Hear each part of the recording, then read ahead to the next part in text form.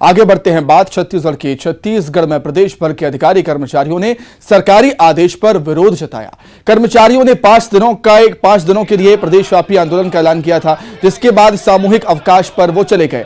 कर्मचारियों के वेतन काटने के आदेश पर सरकार ने दिए थे आदेश। सरकार के इस आदेश के विरोध में अब कर्मचारी लामबंद होने लगे हैं और राजधानी में सरकारी आदेश की प्रतियां जलाकर विरोध भी जता रहे हैं। और शासन ने जो आदेश जारी किया है, इस आदेश का हम विरोध करते हैं और उसकी प्रति हमने जलाई है।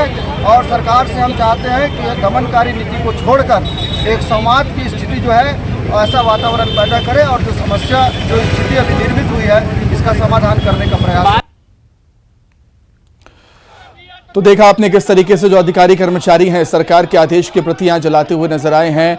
लगातार हड़ताल पर चल रहे हैं सरकारी कर्मचारी अधिकारी फेडरेशन, और जिस तरीके से वेतन काटने का आदेश सरकार की तरफ से दिया गया है, उस आदेश पर और भी ज्यादा भड़क चुके हैं, आक्रोशित हो चुके हैं, नाराज हो चुके हैं अधिकारी कर्मचारी। और यही वजह है कि अब हड़ताल से इतर उन्होंने आदेश की प्रतियां जोड़ दी। अधिक जानकारी के लिए सीधे राजधानी रायपुर का रुख कर लेते हैं। युगल तिवारी जुड़ गए हैं लाइव। युगल, हड़ताली मौसम में समस्या अब ये आ रही है कि ना तो सरकार पीछे हटने को तैयार है, ना ही अधिकारी कर्मचारी।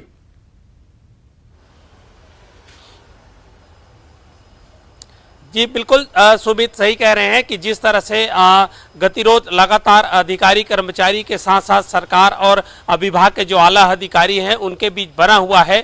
कोई भी जो आला अधिकारी हैं आंदोलनकारी कर्मचारियों से बात करना नहीं चाहते और यही वजह है कि बार बार आंदोलन करना पड़ रहा है। और जिस तरह से एक आदेश जारी किया गया है जिसमें आंदोलनरत कर्मचारी थे उनके 5 दिनों का वेतन काटा जाएगा, उसके बाद फिर से अधिकारी कर्मचारी जो वर्ग है वो लामबंद हो गए हैं।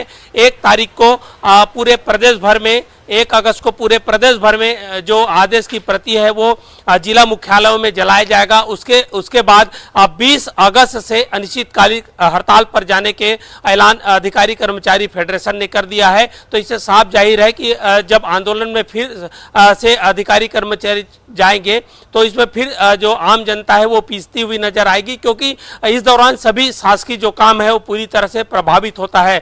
84 से अधिक ऐसे विभाग हैं जिनके अधिकारी कर्मचारी हैं वो लगातार लामबंद है। तो ऐसे में परेशानी आम जनता को होगी। और जिन विभाग के आला अधिकारी को ये जिम्मा दी गई है, जवाबदारी होती है कि वो आंदोलनकारियों से बातचीत करे। बिल्कुल ठीक बात आप कही आपने कि बातचीत होने की बेहद जरूरत। युगल, आप बने रहिएगा हमारे साथ, आगे भी आपसे जानकारी लेंगे। आगे बढ़ते हैं बात मानसून की। छत्तीसगढ़ में मानसून ब्रेक के हालात बन गए हैं, जिससे किसानों की परेशानियां बढ़ गई। प्रदेश में अच्छी बारिश के लिए किसानों को अभी और इंतजार करना पड़ सकता है, क्योंकि अभी कोई सिस्टम डेवलप नहीं हुआ है प्रदेश में। पूरे प्रदेश में बारिश की बात करें तो 2% अधिक बारिश हुई, लेकिन राज्य के 8 जिले ऐसे हैं जहां पर सामान्य से कम बारिश हुई है। उसमें बलरामपुर है, जशपुर है, सूरजपुर है, सरगुजा।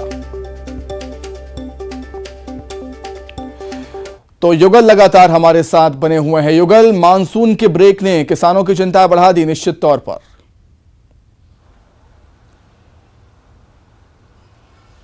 जी बिल्कुल सुमित, प्रदेश के किसान अब मानसून का अभी भी इंतजार कर रहे हैं। दरअसल 19 जिले ऐसे हैं प्रदेश में जहां सामान्य बारिश हुई है। एक जिला है बीजापुर जहां 146% अधिक बारिश दर्ज की गई है।